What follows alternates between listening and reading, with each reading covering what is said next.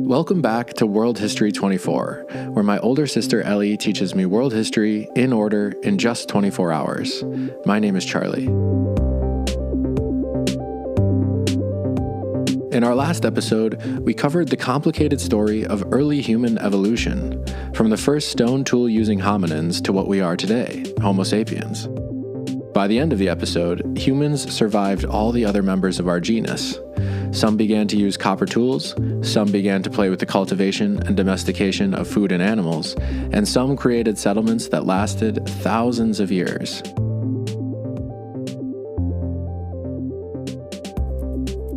This second episode will cover from 4000 to 1700 BCE, often referred to simply as the Bronze Age.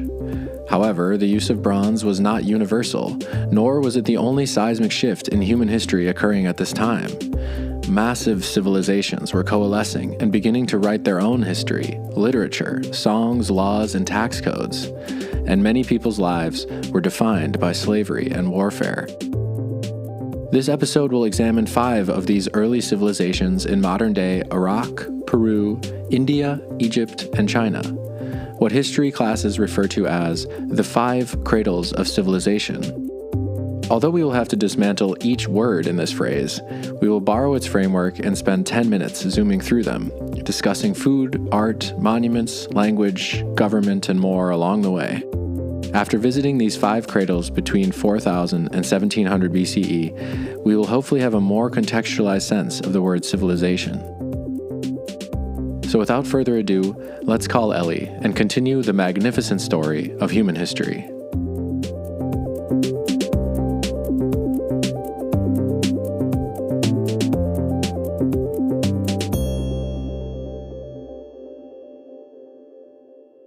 So set the stage for us in our overarching series here. What times are we going to be covering this hour? So in this hour, we're going to pick up right where we left off last time, and we're going to start at around 4000 BCE and take us through 1700 BCE. So the mind-boggling thing that happens right now in the course of human evolution, which, as we saw last episode, has been going on for millions of years and certainly for hundreds of thousands, even if you're only talking about Homo sapiens, is that right in this tiny window of a couple thousand years, civilization springs up in multiple places across the planet almost simultaneously. Right. Places that we assume have no contact with each other as well. We assume they have no contact with each other, yeah. Yeah. And so we're going to talk about each one of those 5 places. And so we'll talk about sort of 3000, 2000 BCE, but we'll understand that people have been living in these places for longer. So again, we're going to take us kind of out of that murky history that's hard to date and end us in 1700 BCE. So in a history book or in an archaeology book, this phrase is used a lot, these 5 cradles of civilization, which means these 5 places where civilization sprung up separately. Having said that, each one of the words, 5, cradle, and civilization, are slightly misleading or slightly problematic. So We're going to use that framework because that's the framework that would be used in a history book, but I just want to quickly address why it's kind of a strange framework. Sure. So just quickly in reverse order, like 5 cradles of civilization. So starting with the word civilization, we talked a lot about that last episode. Yeah. And that word has very problematic origins. And it's also just not a very useful word because the difference between what a civilization is and what it isn't is very gray. And there's a lot of exceptions. And it has way too many implications that sound like better than, and that is not remotely helpful. So in a lot of ways, what we mean is the 5 places where really complex societies, and mostly what we mean is big cities, began. So that when we talk about civilization, that's largely what we mean is large, complicated cities. Right. So 5 cradles of civilization, cradle being the next one we'll address. So what cradle means in this context is that the society grew without learning from the people around it exactly. Like they say that civilization emerged there spontaneously. So you can imagine that you might be a hunter-gatherer people or a semi-nomadic people, and then a city comes and conquers you. Yeah. And then all of a sudden you're living with all the trappings of a city. Sure. That's not what we're talking about here. What we're talking about is places in which a city emerged, a civilization emerged rather than learning from somebody else or having it forced on them. Okay. That and makes interestingly, that's only happened a few times across the earth. Having said that, I don't really know how they can know for sure that Egypt and Mesopotamia weren't learning from each other, for example. They were not that far, and we know they were trading constantly. So just the idea that anything could be a cradle to me is like a little bit confusing. And then the last word is 5. And in fact, the phrase is usually the 6 cradles of civilization because the Olmecs are usually included in this, and the Olmecs are from Mesoamerica. However, their civilization emerges a little bit later, so we're actually going to talk about them in a later episode. But either way, the idea that civilization only grew organically 5 times is just, I just like don't really know how we can be totally sure of that. And so just hold all of these words lightly and just, we're using this framework. This is the framework that historians and archaeologists use to talk about this thing that happens now. And we're still the implications of what happens at this time in history are still playing out. Something dramatically changes in these few thousand years, and all of a sudden people are living in ways they've got kings and they have cities and they have writing and they have bureaucracy, all these things that still dominate our lives to this day. And this kind of happens spontaneously in 5 different places across the earth at more or less the same time, which is mind-boggling to me.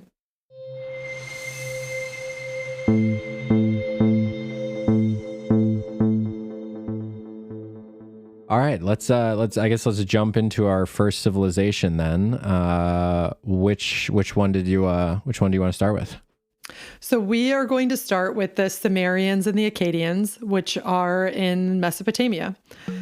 And Mesopotamia is in modern-day Iraq, and Mesopotamia means the land between the rivers. So Meso, between, and then Potamia, like hippopotamus, means river. So between the rivers, Mesopotamia. Wow. I know. I'm going to try to not have my mind blown too much about hippopotamus, but okay. You learn something when you listen to World History 24. Exactly. You never know what you'll learn. So through this land of Mesopotamia flows the 2 rivers, the Tigris and Euphrates. Okay. And these 2 rivers flood regularly. They start up in the mountains. They build up all this stuff called silt, and that floods into the surrounding lands. When the water floods into the surrounding lands, that makes the land very fertile.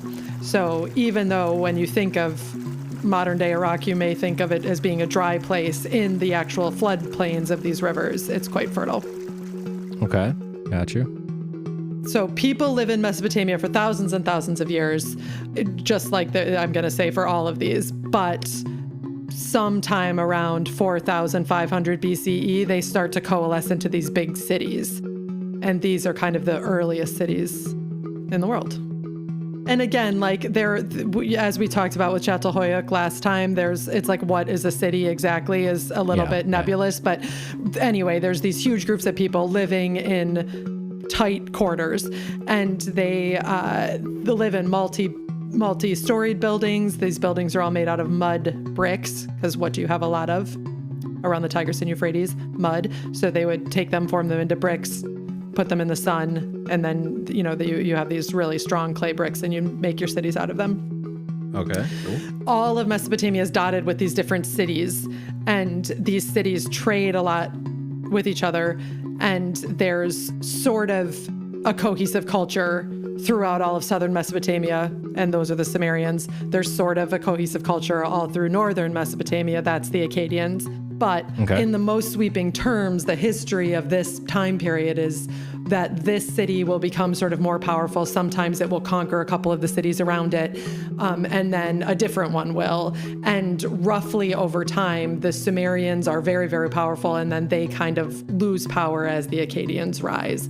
And in the time period that we're covering in this one episode, that's, in the most sweeping terms, the general narrative. So we have sort of classic Bronze Age life rolling along in these cities. They're crowded, vibrant places. Over time, there becomes significant hierarchy and class structure. Slavery becomes rampant. Like several of these cities, like make all their money, become very wealthy, important, powerful places because specifically of their robust slave trade. You know, we have agriculture, like most calories are coming from agriculture. And because we have writing, which we'll circle back to in a minute, we literally have recipes, which I love because it's so personal and you can really like picture their lives. We have a specialization of craftspeople. So there's, you know, sophisticated pottery, there's sophisticated, you know, toys and things like very day-to-day things. There's, you know, jewelry, and we have poetry, and we have just all these things that people, you know, need time to engage with.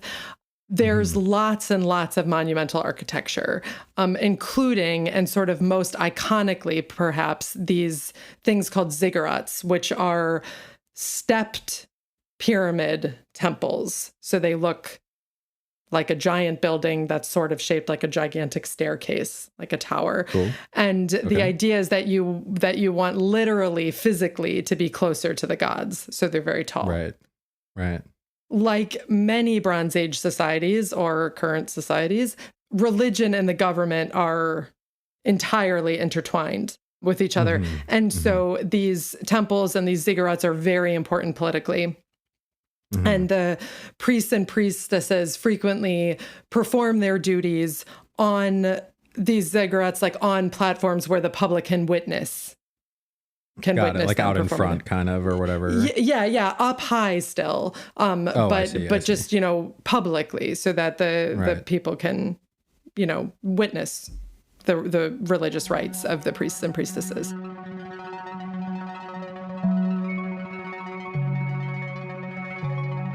Along the Euphrates River, in the crowded Sumerian city of Ur, was a ziggurat dedicated to the moon god. In 2200 BCE, the high priestess of this ziggurat was named Enheduanna, and she is the first ever named author. She writes of passion, violence, womanhood, and the nature of gods. It also features the oldest surviving use of the pronoun I. It was in your service that I first entered the holy temple. I, Enheduanna, the highest priestess. I carried the ritual basket, I chanted your praise. Now I've been cast out to the place of lepers. Day comes and the brightness is hidden around me. Shadows cover the light, drape it in sandstorms. My beautiful mouth knows only confusion. Even my sex is dust. As Ellie mentioned a minute ago, the history of Mesopotamia at this time is one of conflict between cities. Enheduanna's father, Sargon the Great, was the king of the city of Akkad, and during his reign he conquered many Mesopotamian city-states, creating one of the earliest empires on the earth. His reign is recorded on an important artifact called the Sumerian King List, which are tablets that chronicle the rulers of ancient Mesopotamian cities. As Sargon the Great's empire grew, so did the unrest among the Sumerian cities that he conquered, especially when he changed their official language from Sumerian to Akkadian. Sargon appointed his daughter Enheduanna to her position of high priestess in one of these Sumerian cities that he conquered, called Ur. From her ziggurat there, she wrote many hymns and songs to the gods of both cultures, likely in an effort to help unite the divided peoples of Sumer and Akkad.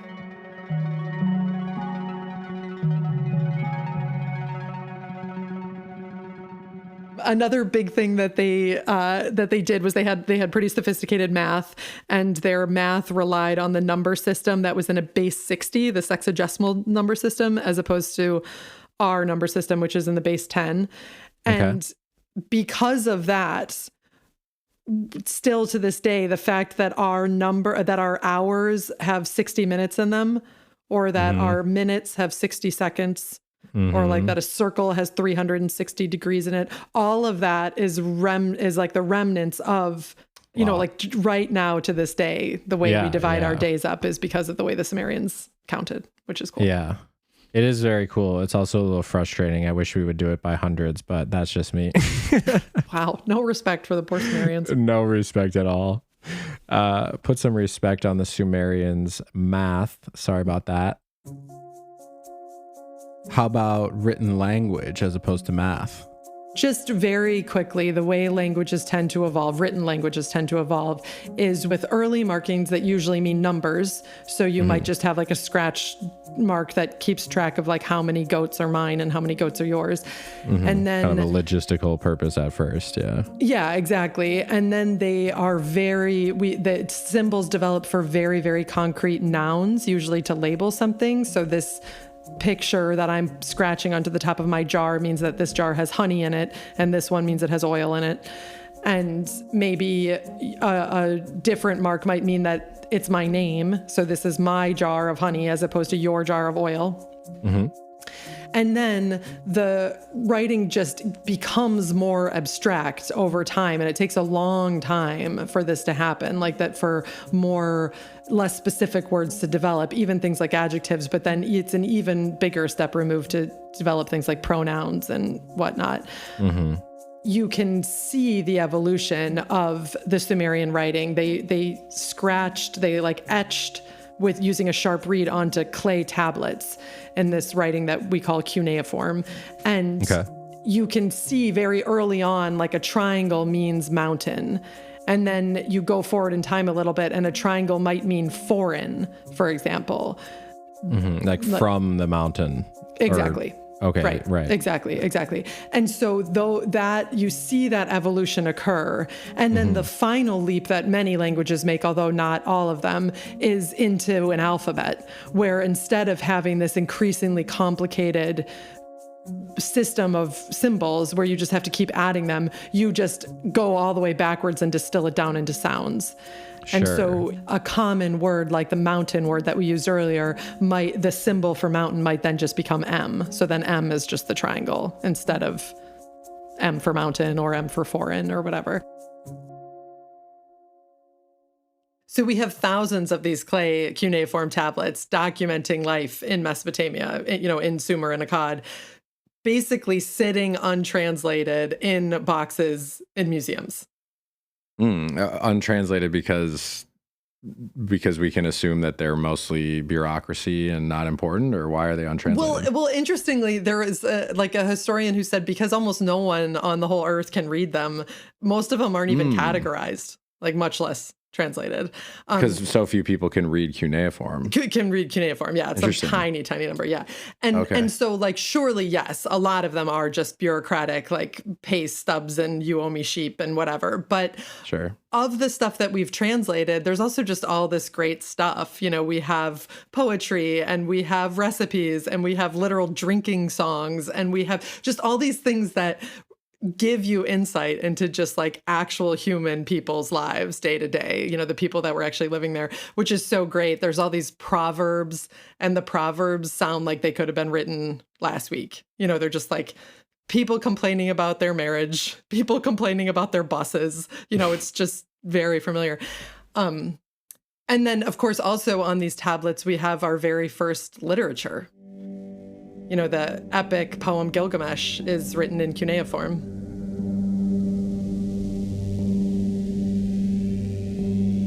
Written on 11 cuneiform tablets, the Epic of Gilgamesh details the life of King Gilgamesh, who ruled a massive Sumerian city called Uruk.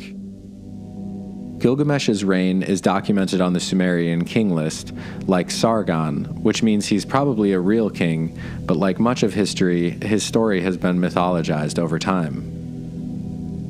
One tablet of this epic contains a perhaps familiar flood story, in which the gods plan to kill every living thing in a massive flood. A mortal man named Utnapishtim is warned of the incoming flood in a dream, so he loads every animal onto a gigantic boat, and together they all survive the deluge. Utnapishtim releases 3 birds, and when the third does not return, he knows it's found somewhere dry to land. He offers incense at the mountain ziggurat in gratitude to the gods, repairing the relationship between humans and the divine. On another tablet of his epic, Gilgamesh leaves his city and meets a man who was born in the wilderness. They fight for 7 days and then ultimately become friends. This relationship between King Gilgamesh and this wild man is an ancient version of the urban versus rural dichotomy, which you can imagine was an increasingly important theme as cities began to dominate parts of the world. Certainly over the course of Sumerian history and over the course of like all history, there's lots of writing about the people that live in the hills, you know, and basically every language on the earth, as far as I can tell from doing my research for this, has some word that means barbarian, you know, that means like the people that aren't us, that are less sophisticated than us and are a threat to us. Yeah. So there's a lot of like that type of language appearing at this time. There's like becomes this sort of division between the city dwellers as being like us, the sophisticated ones who like know about the gods and like can live properly, and then the other that like is lurking in the mountains, you know, ready to get us. And in fairness, like they were lurking in the mountains and did get them lots of times. I mean, you know, for what that's worth. Yeah.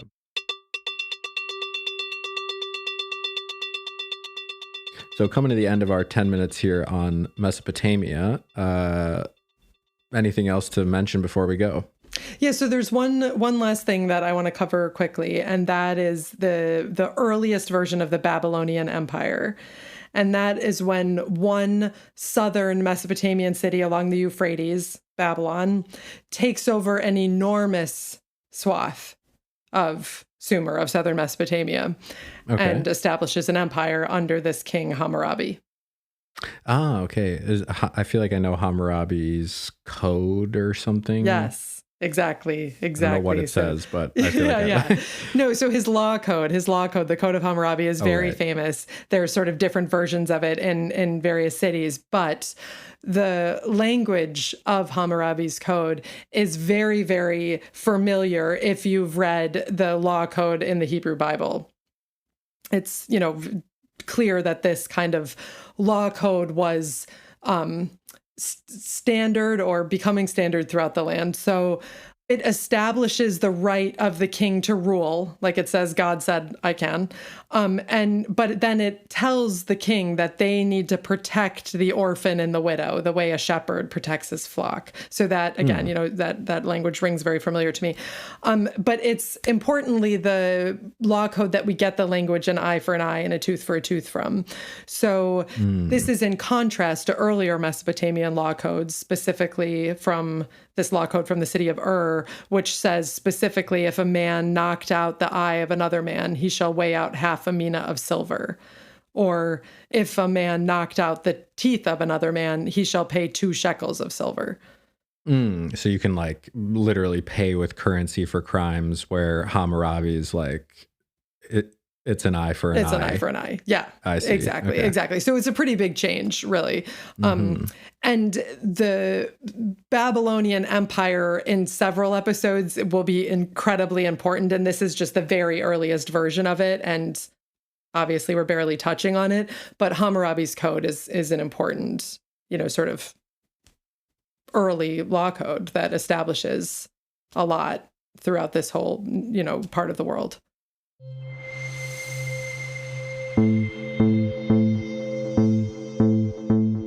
All right, wrapping up Mesopotamia and Babylon.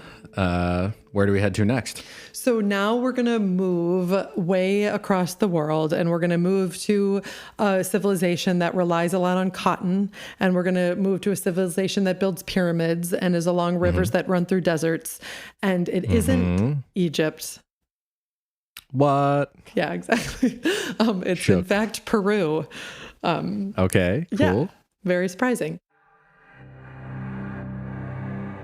So in Peru, the Andes Mountains run down along the coast.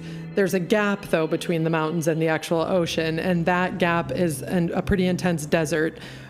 However, there's rivers that run out of the mountains and flow down into the ocean. And so it runs through this desert land, floods into the surrounding lands around it, making fertile farmland. And along those rivers grow this pretty incredible civilization, which we call the Norte Chico or the Corral civilization. Cool. And it's similar to Mesopotamia. It's a bunch of cities. Or is it just one big, huge city? No, it's a bunch of cities. And the first one we found, and the one that's the most well preserved, is called Corral, which is why, which gave the whole civilization its name. But it isn't actually the biggest one. It's just the one that we know the most about. Okay. What was life like there? What were they eating and farming and whatnot?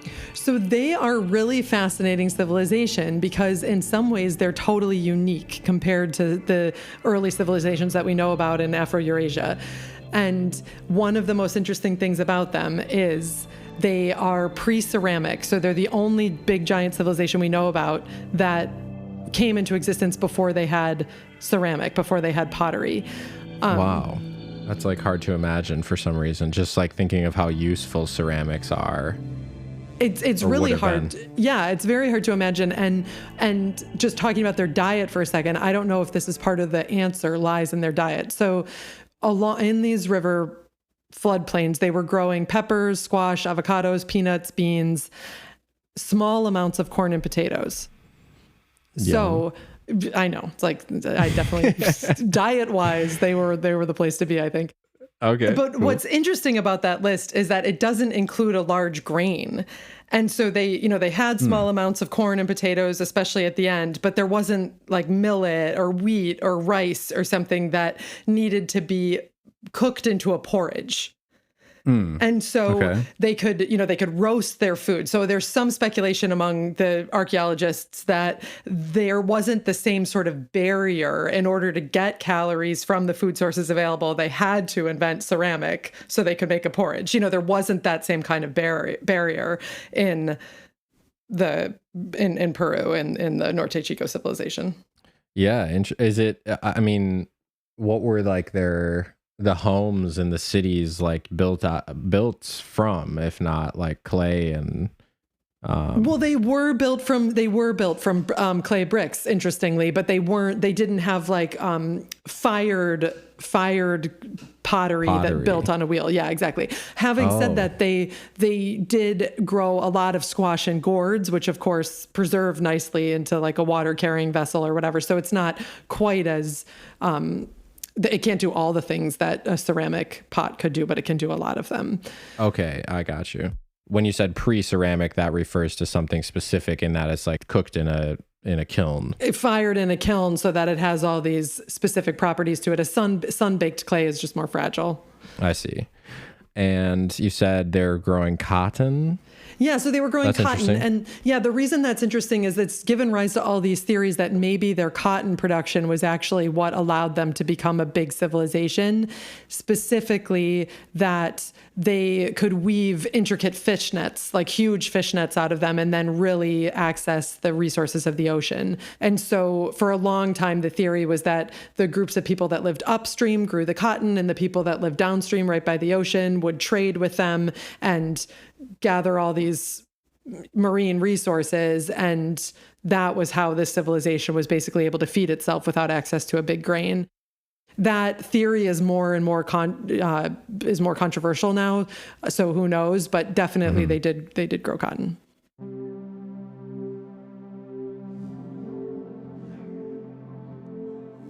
So I'll link to pictures of Caral on our website because it's really, really cool looking. But again, the cities are made of mud bricks. And of course, there's many homes in them, but there's also a fair amount of monumental architecture. There's mounds. There's also sunken round plazas, which we don't really know what they're for. I heard this interview saying that archaeologists and historians just use the word ritual when they don't know what they're talking about. What something's for. Yeah, okay. Exactly. So they're just oh, they had ritualistic uses, but does that mean religion or football? It's hard to say. But there is some speculation that it might have been for games because that's what societies in that area of the world in later times used those sunken round plazas for. So maybe this is the origin of that practice. Okay, cool. There's also lots of evidence in these cities of sort of a rich, abstract, spiritual life. There's lots of instruments. There's flutes made from pelican and condor bones. There's little cornets made of deer and llama bones. There's... Dope. Right? Totally. There's clay figurines, female figurines. And then there's lots of jewelry made from things like snail shells and cocoa seeds and semi-precious stones and stuff that aren't from the ecosystem right around the Norte Chico. So what that means, of course, is that there must have been some kind of extensive, robust trade because these are coming from far, far away. Yeah. Cool. Another really important thing that's there is our very first example of a quipu, which is these intricate knots on strings that are a record-keeping system in much later societies. And our very first example is all the way back in the Norte Chico. And then there's these big pyramids, the big pyramid in there in the main city that's been excavated the base of it is 4 football fields. So, big. Oh my gosh. Every time I hear about the scale of pyramids, I'm just what? Mind-boggling. And these are different than the pyramids you think of in Egypt, which are made with huge, huge stones. Mm-hmm. And we don't understand how they were built. These were built with small stones and mortar. The reason that that's interesting, aside from just aesthetically they're different and that's cool, is that the rocks were hauled to the site in these woven nets of reeds, and because the reeds are an organic material, they can be carbon dated. So we know exactly how old they are. We know exactly how old the pyramids are, yeah. So they were built in 2600 BCE, which is very, very similar to when the Egyptian pyramids were built. And I don't know what was going on. I know, because they're on the opposite sides of the world. I mean, it's almost like a joke to be were there aliens or something? But why were people on two opposite ends of the earth building pyramids at the exact same time and not 10,000 years earlier? And not in communication. Not in communication with each other. It's just actually mind-boggling to me.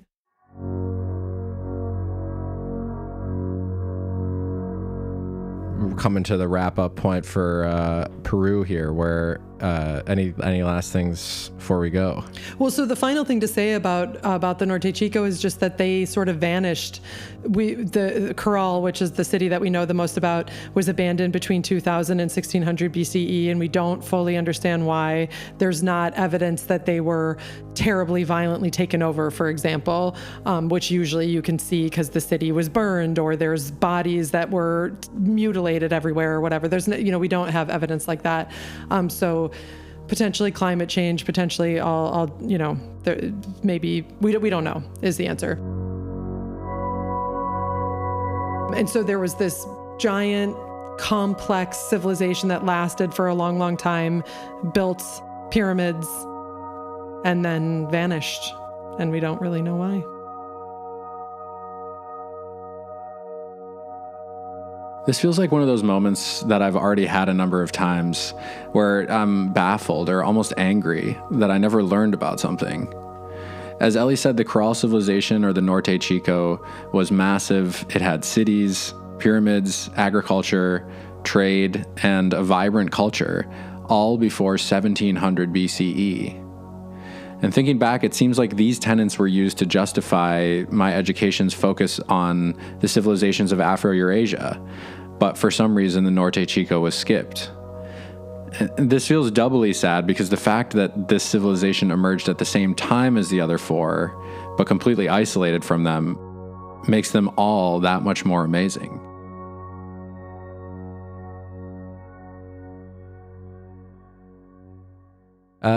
So moving on from that mysterious end of Corral, where do we head to next? So we're going to move across the world back to our more familiar pyramids, and those, of course, are in Egypt. Mm-hmm. So Egypt, which is in modern-day Egypt. Spoiler. Exactly, so unexpectedly. Anything you say about Egypt has to start with the Nile. So the Nile is this incredibly long river which starts much further south in Africa and then kind of famously flows south to north. And that's very unusual for a river to do, all the way up to what is now modern-day Egypt and what is the Egypt that we're talking about in this part of the podcast. What we think now, basically, is that during the Ice Age, the Sahara Desert was pretty green, and the land around the Nile was kind of a swampy, flooding mess. And then, as the Ice Age ended and the desert dried up, the Nile River became more gentle, and sort of over the course of that whole long, many thousand-year period, people ended up moving and settling along the Nile. The Nile is one of these rivers that's very predictable and gently floods, so you can really use it for agriculture very well. It's not one of these rivers that's really turbulent and always flooding very unexpectedly. Okay, I see. What that means is that complex societies have grown up all along the Nile as, farming takes off in this part of Africa. And ancient Egypt is on the far northern part of the Nile, which is something about the upper. I'm remembering something from high school about upper and lower Egypt. Right, because the Nile flows from south to north. Upper Egypt is southern Egypt, and lower Egypt is northern Egypt. And those were two separate kingdoms. And then in 3200 BCE, there's a king who sometimes is given the name Narmer and sometimes is given the name Menes. And he is the king of Upper Egypt, and he unites the two kingdoms. Okay. Now, what I want to say about this, because it's going to come up a lot of times in this podcast, is that words like unite are words that do a lot of work historically. I see what you mean, yeah. The picture that we have of King Menes uniting these two kingdoms, he's got the king of Lower Egypt like by the hair. And on the back, he's like walking by a bunch of decapitated people. Nice. So just a real peaceful uniting of just, I see what you're saying. Yeah, exactly. I mean, it's always phrased that way. Like King Menes united Upper and Lower Egypt. And I'd imagine that if you were living in Lower Egypt, you would have felt more like you had been conquered, or maybe you had been colonized than that you had been united. Right. So he was the king of Upper Egypt initially, and in Upper Egypt, they wear like the crown that looks like a white bowling pin. In Northern or Lower Egypt, they wear like a red, more just regular crown. And he, after he united these two, wore both.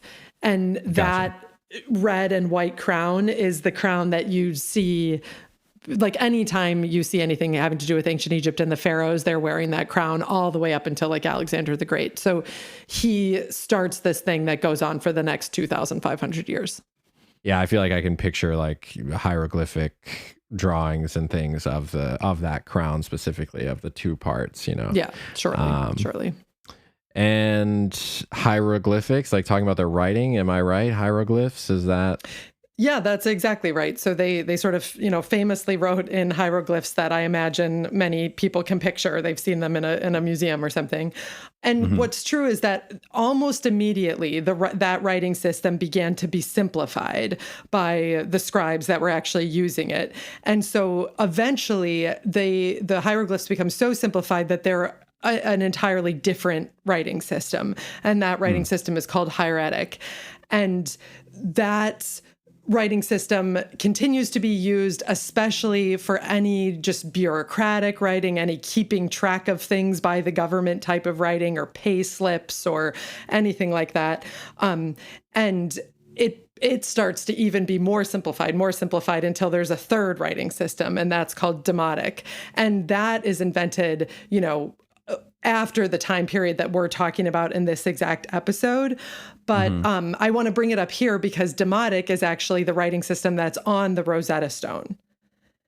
Oh, I see. Yeah. Okay. So the Rosetta Stone has Egyptian hieroglyphs, demotic, and then ancient Greek, which is a writing system that we didn't forget how to translate. And so because the same content appears in 3 different writing systems, Sure. we were finally able to crack the code of hieroglyphs. So that's, why the Rosetta Stone was such a incredible discovery, is because now we can read hieroglyphs. So yes, hieroglyphs would have been sort of written on the walls of temples or the pyramids or whatever. And then just everyday writing by scribes would have been in hieratic. And what sorts of things can we learn from, now that we've translated hieroglyphs and demotic, what sorts of things have we learned about daily life from these writings? So Egyptian life was very hierarchical. There was a slave class at the bottom, and then there were merchants and soldiers and priests. And then at the very top was the pharaoh. But what's interesting and different from Mesopotamian society is that in Mesopotamian society, where you were born was where you stayed. But there was some amount of social mobility in Egyptian society. You could be born a slave, educate yourself, and maybe become a merchant or something. But the pharaoh at the top was a god. And again, that's a bit in contrast to Mesopotamia, for example, where the gods gave the Mesopotamian kings the right to rule, they were granted this right. But in Egypt, it was viewed as the pharaoh is the divine representation of the gods on the earth. Mm-hmm. So the pharaoh himself is divine. And so in terms of Egyptian religion, there are many gods, and these gods are possibly familiar to you if you were obsessed with mythology as a child. I feel like their names are quite familiar, like Ra, Isis, Osiris. And so when you die, your thing that's very comparable to maybe the concept of a soul, which is your Ka, has potential to keep living. So Osiris weighs your heart. If your heart is lighter than the feather of truth, which means that you didn't do a lot of terrible things to make it heavy, then it gets to keep on living. If it's heavy, then your heart just gets eaten and then you're actually dead. So that's a bummer. Bummer for you, yeah. Yeah, big bummer. So if your Ka gets to keep on living, then it still needs access to your body. That's something that's interesting and sort of and it's not unique to Egyptian religion. Lots of religions feel like this, but it's just very particularly held, where the preservation of your body is very important in order to house your soul. And so they develop very sophisticated ways of preserving bodies, such that, of course, some of their bodies are still preserved to this day. Right. Interesting. Yeah, I don't think I ever learned about the origin of the religious origin of why mummification became a practice. Yeah. And then, of course, they began to build more and more elaborate temples and tombs to hold their bodies, or to hold the pharaoh's bodies. Let's be clear that this was not random merchant did not get this treatment. And so, of course, that's where you get pyramids. The very first pyramid is in 2670 BCE. So right exactly at the same time that they're building pyramids in Peru. And I know, it's just it's actually just mind blowing. Yep. We got to continue. Yeah, exactly. But then what's also interesting is that it's actually only a few hundred years that they're building pyramids. They're so deep in our imagination that it feels like ancient Egypt is just nothing but pyramids forever. But really, it's kind of this short window. We don't fully understand how they were built. The more you look at how they're built, the more astounding they are. just the feats of engineering that they are just become more baffling the more you understand about them. That's one thing I'll say. And nobody really fully understands how they did it. There's many, many theories. One thing I do want to say, I just want to address really fast, is the concept of whether or not they were built by slaves. What is definitely true is over the course of human history and over the course of human geography, every imaginable variation on forced labor has occurred. So we think of the word slavery as meaning something very specific. In fact, over the course of time, there's been lots of situations where somebody might be forced to work, but then they're paid for it, for example. Or they might be viewed as being owned by somebody else, but they have a lot of power in the society anyway. So what seems to be true is that the people who built the pyramids were not viewed as being owned by anybody. There wasn't a concept of ownership, and they probably were paid. However, it also seems likely that the pharaoh's people went out into the countryside and sort of gathered the young, strong men or the artisans who were good at working with stone or the greatest engineers, and were kind of like, you have to come work for me and the work will be quite dangerous. The end. You don't get a vote. Yeah. I see what you're saying. Yeah. So just our very like concrete binary version of like who's enslaved and who's not enslaved is like not necessarily that helpful at various points in history. So I don't think that the pyramids were probably built by people who were owned by anybody. And there were lots of people who were, literally enslaved in Egypt, and they don't seem to be the people who are building the pyramids. However, I don't think that you got a lot of option or a lot of job choice in whether or not you wanted to build pyramids for the pharaohs. And surely the countries just starved to pay for these projects. I mean, they're just unimaginably big. However, the really gigantic pyramids, that was of only a very short amount of time. And then there's like, 300 miles along the Nile of much smaller pyramids that, go on for the next several hundred years. But then basically by somewhere between 2200 BCE and 2300 BCE, pyramids kind of fade. So it's really only this period of a few hundred years that we think of as dominating ancient Egypt. But Cleopatra, who's contemporary with Jesus, so she's year zero. But a queen of Egypt. But a queen of ancient Egypt, and iconically ancient Egypt, is, closer to us than she is to the time when they were building the pyramids. Right. So it's just, we like to think of ancient Egypt as being one event, but it was in fact, 3,000 years long. Yeah. Cool. Is that a wrap on Egypt? Do we move on from here? Yeah, I think that will be a wrap on Egypt, just because we're going to keep coming back to it. So we're going to talk about some of the other civilizations that lived along it, especially the Nubians who lived right south. And it's just going to keep coming up. I mean, Egypt is still clearly very historically and politically relevant this day, but certainly, for the next while. So at this moment, we're just going to kind of shelve it, and we'll come back to it in future episodes.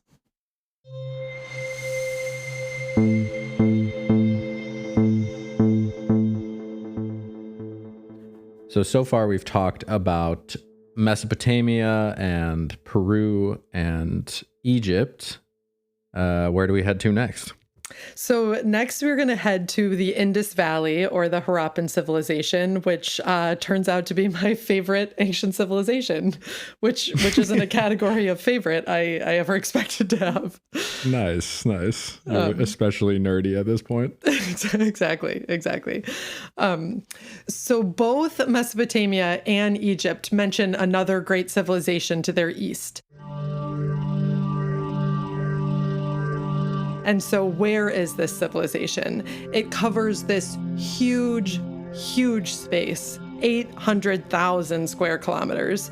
And it's spread across the modern countries of Pakistan and northern India, all along the Indus River and several other rivers that are right there. So they're flowing down from the Himalayas out to the Arabian Sea. And in that huge space are thousands of small settlements and villages, and then a sprinkling of gigantic cities. what's interesting is that these cities can be hundreds of kilometers apart from each other. And again, these small settlements can be quite tiny, but spread across this whole space is like a very, very consistent culture, like archaeological package. What do you mean by that? Like, what's consistent throughout?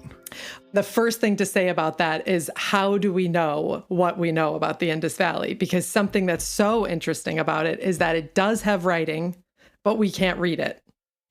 There's nothing like the Rosetta Stone. Yeah, it's really interesting. And so everything we know about their culture, we've learned through archaeology. With a couple exceptions, because again, the people of Mesopotamia and the Egyptians talk about them. So we have like a little bit of secondhand writing about them, but their own writing we can't read. So that's like a really big bummer, I think. So the Norte Chico doesn't have writing, so we don't have that issue. But here we do have writing, and we just can't translate it. No Rosetta Stone. That's crazy. Okay. Yeah. So I hope, AI cracks that for us or something. Yeah, seriously. Yeah. So back to your question of, what does it mean to say that there's a consistent culture? What have we, learned from archaeology? And so the most obvious way you can see it is through their urban planning. And so their cities all seem to follow similar plans in these really remarkable ways. They are, again, made of mud brick buildings like so many of these other ones, but they have like gridded streets, and the houses are all oriented to let air flow through them in the right, the most efficient way. Cool. And each of their bricks is made with the same exact ratio. And so... What? Yeah. So there's like a 1 to 2 to 4 ratio that's just all over all of their villages and cities. So there's one size of brick in that ratio that they use to make their houses. There's a different size, but the same ratio brick that they use to make their bigger buildings. The rooms in their houses follow that ratio. What? I know. That's so cool. It's just so cool. It's so cool. And then again, across this 800,000 square kilometer space, they have completely standard weights and measurements, some of which are still being used in parts of India today. And then one thing that makes them really unique is that they have covered drainage. Out of your house flows the water, goes down the two sides of the streets on covered drains, and then goes into an underground pipe that carries the dirty water out of the city. So again, we're like 2000 BCE, and they've got underground plumbing. Underground plumbing. Yeah, it's really crazy. This place is very appealing, very much to my Virgo brain. This place is so appealing, and so the underground plumbing hints at one of the reasons why they're really so striking and amazing, and that is that these drainage systems exist even in the kind of poor sections of town. Okay. And so what's really unique about the Indus is that there's like a shocking amount of evidence that there isn't terrible structural inequality. What sort of evidence would we see of the equality? Is, I guess you just mentioned there's plumbing in all different neighborhoods, but what other evidence would there be of that? There are sort of wealthier, what appear to be like wealthier neighborhoods and less wealthy neighborhoods, but there's attention paid to public health in both. And another big example of that is in their diets. And so this ecosystem largely has rivers that flood twice a year. That creates essentially 6 seasons with 2 growing seasons in it. And that allows an agricultural package of like barley, wheat, oats, lentils, millet, sesame seeds, melons, grapes, dates, like this whole kind of agricultural package that makes sense in that part of the world. And what's so interesting is that when we excavate skeletons from different neighborhoods of these big cities, there does not seem to be evidence that they were eating remarkably different diets dependent on how wealthy they are. And that is very different than the cities of Mesopotamia or the cities of Egypt or something, where if you were rich, you ate well, and if you were poor, you had all these problems with your body because you were eating poorly. And that's a throwback to like episode 1 when we were talking about the Copper Age and some of the more egalitarian societies there. Çatalhöyük, for example, you said specifically that we were finding almost all the skeletons are doing the same labor and have the same seem to have the same nutrition throughout their life. Yeah. Or yeah. No, it's pretty wild. And then one last thing is that one of the most famous artifacts that you find all over the Harappan civilization are these small square seals that you can think of almost like a stamp. And they usually have an animal engraved on them. The animal is frequently a unicorn, because this is just the coolest society ever. Yeah, what? Okay. And then at the top is writing, which again, we can't read, but their guess is that they're almost like your signature or like a receipt. So if we're having some kind of exchange of goods, then we stamp something or other to show that like I agreed to it and you agreed to it or whatever. You know, this is like your signature. Sure. Yeah. And those stamps are found in the small villages in the same way they're found in the big cities. They're found in all types of people's homes. And so it doesn't seem to be that there's like this elite class that rules the commerce and everyone else is subject to them. Like there just seems to be like a fair amount of equality. And the most shocking thing is we can't figure out how they governed themselves. Right.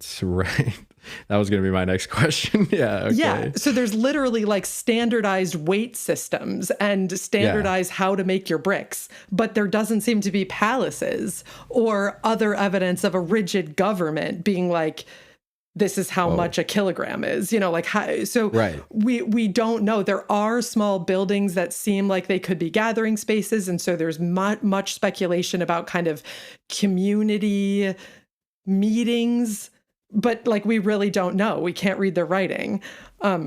Crazy. Yeah, cool. It's really wild. Can we please figure out how to, if anyone's listening, can you please learn how to read their writing so that we can live in a better world today? For real. And there isn't, you know, there doesn't seem to be examples of like massive monumental architecture like pyramids or temples. Instead, there's things like Mohenjo-Daro, which is one of the biggest cities, is built on a flood platform, which is so massive that they calculate that it took like 4 million days of labor to build. What do you mean? What is the platform made out of wood or no of dirt? Like it's just like built up. And some of the smaller villages and towns, you know, the smaller settlements are built on these platforms as well. So there's clearly just so much collective labor, so much working together, so much, you know, regulation and standardization and rich culture without the evidence of like a top-down government. It's just impossible to like get our heads around. And I've linked you to like a couple archaeologists talking about it. And especially like, you know, they dig up this little figurine at one point and they call it a priest king. And there's like no evidence at all that it's either a priest or a king. And this interview with this archaeologist is kind of talking about how like desperate our need is to make sense of this complex society by putting the concept of a priest and a king in it, even though like there actually is no evidence that that's what was going on. So yeah, it's really, really unique and interesting. We have like so much more to learn from it. And just the last thing I want to say is that they sort of had their golden age and it began to decline around 1900 BCE, and we don't really know what happened to them. This is like a very kind of controversial topic, but at some point a group of nomadic people from further north came down, but it doesn't seem to have been an invasion. It doesn't seem to have been the cause of the collapse of the Harappan civilization. It seems to have kind of been a coincidence. And there was definitely extreme climate change at various points. But basically, there was just this unbelievably cool civilization, and it kind of seemed to vanish for reasons that we don't understand around 1900. And the people that live there are not exclusively, anyway, the ancestors of the people who live there now. So maybe they left. We don't know.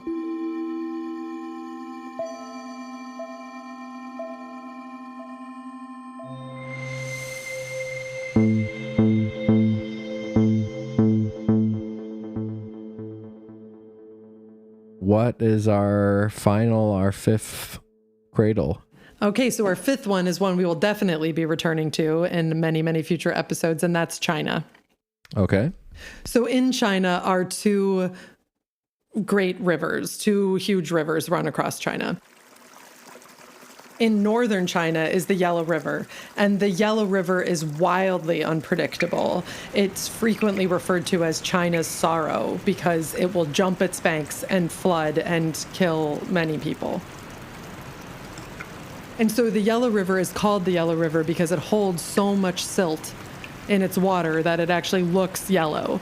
The water looks yellow from all the silt. And as this silt flows down, it builds up in different places on the riverbed and over time changes the floor of the riverbed. And that's what causes the water to suddenly jump its banks and flow a different way. I see. Yeah, that makes sense. Yeah, if you imagine like water rushing down with a bunch of sand in it or something, it's going to keep altering its course over time. Silt is one of those words that's still bouncing around in my head from grade school when I first learned about civilizations. So what is it, and why does it help with fertility?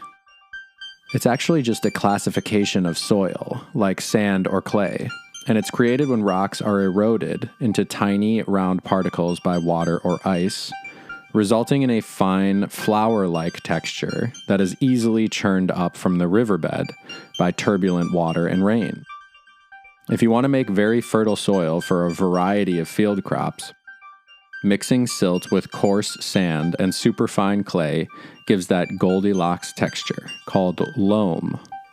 Not too dense for roots to thrive, like pure clay, and not too loose that water just drains away, like pure sand. In addition, organic nutrients from microbes, plants, and animals abound in healthy rivers and are also carried by the floods and deposited into this nicely textured soil. Once ancient humans figured out how to control this process through irrigation, they had the perfect technique for watering and fertilizing their fields on demand.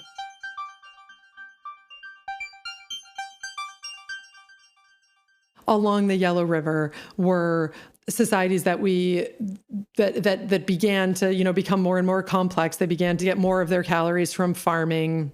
Mm-hmm. And they had incredibly beautiful pottery. Eventually, they began to produce silk, which is crucial to Chinese history for the next 5,000 years. They were trading with people that were farther away, etc. Over the course of Chinese history, this time period has become a semi-mythical time period that is given the honor of explaining early Chinese history, like of sort of establishing the pattern of Chinese history that then continues to repeat. So if you picture the way people in the United States sort of hold up the founding fathers in this good old days way, like this is the time when the leaders of our nation cared about their people and they were honorable and they behaved honorably. This period in Chinese history is a little bit like that. Okay. And because it's so far back, we're talking 5,000 years ago, it holds this semi-mythical place. And this is, much like is true in Egypt or Mesopotamia, where there's a lot of like, this king then ruled for 3,000 years or something. This time in Chinese history has a lot of magic in it. Sure. Mythology that kind of serves a purpose. Mythology that serves a purpose. That's exactly right. So there's this great quote from actually like a Roman scholar who when he's talking about early history, he says, "These things never happened, but they always are." And right. It just kind of goes to show that even if you're talking about something mythological, you're still talking about what people were actually thinking about. It's like Freud saying, look at people's art if you want to know what they're thinking. And so this time period is incredibly important to Chinese history, even if the sources that we have say things like the Yellow Emperor ruled for 100 years. And probably that isn't precisely what happened. So there were these three early emperors, which may or may not ever existed. The third is the Yellow Emperor, and he's, credited with like inventing musical instruments and figuring out how to produce silk, etc. So surely that didn't actually happen from one person. But the point is, around this time, people became better and better at medicine. They became better and better at agriculture. They, learned how to make silk, etc. He's then succeeded by several other people, the 5 emperors, who have different names depending on what source you look at. Again, in terms of the good old days myth, one of the things that's interesting about this period is a lot of these people pass their leadership down to somebody other than their son, and that's commented on.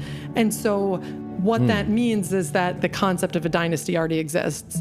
However, these noble leaders understand that their son may not be the best person to rule and find the best person. So that, makes them unique.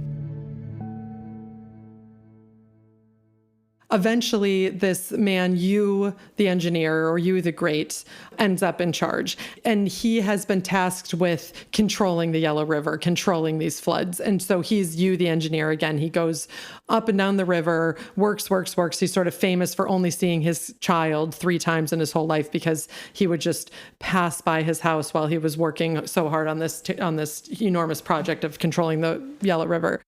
But then he somehow creates systems to control the floods and becomes the first emperor of what's now known as the Shah dynasty. Okay. This dynasty is credited as being the first dynasty of dynastic China, which then continues until 1910.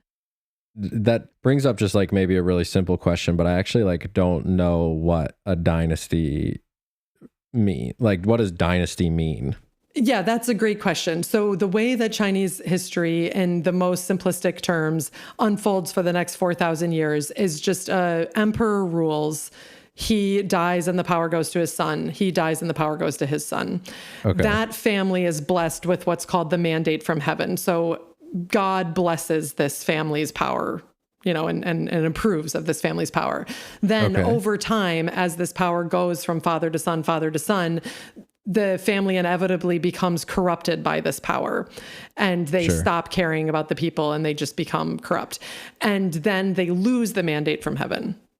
And this is usually indicated by some type of natural disaster. So the Yellow River floods, for example, or there's a terrible earthquake, or maybe somebody invades. And that's evidence that this family has lost the mandate from heaven, and then usually somebody comes in and conquers, and then their family rules. And so as the different families rules, those are the dynasties. I see. Okay. So we are going to leave China in this semi-mythical Shah dynasty, which establishes the pattern for future dynasties of China when we move into time periods that are more concretely established in written language and in archaeology. We're going to just look at this time with its semi-myth and semi-history as just exactly what it is, which is a story that explains something that's very real, and the exact details maybe aren't what's crucial.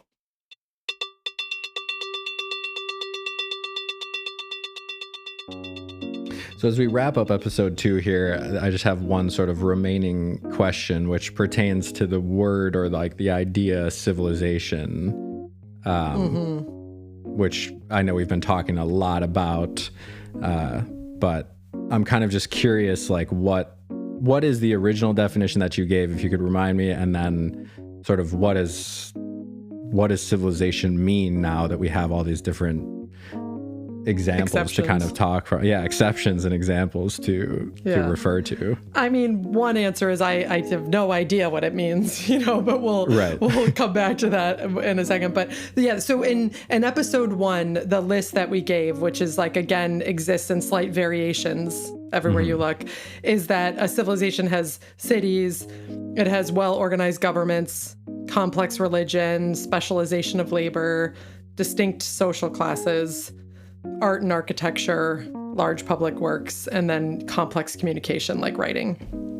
And as you said, there's so many exceptions to that. And And very much how it feels to me is like you see what you're looking for or something. Like there's patterns that we expect to find because we looked at early places, mostly Mesopotamia, Egypt, and China, and then sort of looked to see what they had in common with like modern gigantic societies. And we're like, that must be what a civilization is. And then sort of haven't adequately revised it as we've come up with like a million other examples of totally different ways of organizing complex society. And I mean, and that's not fair. Like plenty of archaeologists and historians do and are aggressively pushing back on those definitions.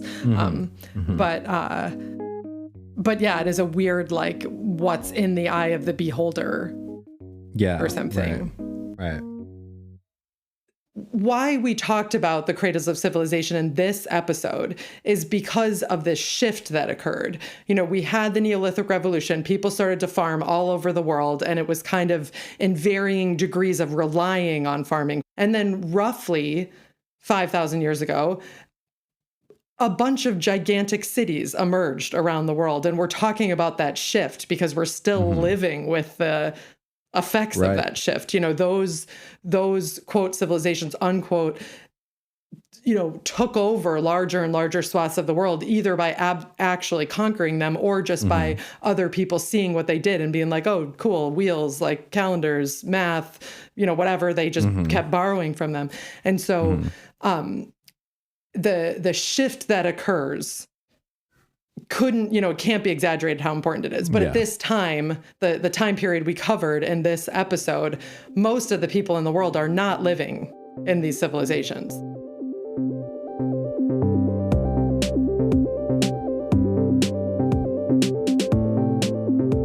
With that, we come to the end of our second call, in which we discussed the 5 cradles of civilization that emerged and flourished between 4000 and 1700 BCE. Their languages, monuments, art, social organizations, and math have profound impacts on our lives today. Next hour, we will pick up right there and keep an eye on all of these civilizations as their ideas of writing, government, and agriculture continue to spread. Episode 3 will cover from 1700 to 1200 BCE. We will see the rise of the Kerma civilization in Sudan, the heroic age of ancient Greece, the origins of modern Chinese characters, and the longest ocean voyage that humans had ever taken. Bye, Ellie. Bye, Charlie. World History 24 is written and researched by Ellie Cazella. I do the production and music. Our logo and design work is done by Alyssa Alarcon Santo. For links to any sources mentioned in the episode, as well as lots of fascinating extra material, visit worldhistory24.com. You can also find information there about how to support this podcast. That's worldhistory24.com. My name is Charlie Cazella, and on behalf of myself and my sister, thank you for listening, and we will see you next hour.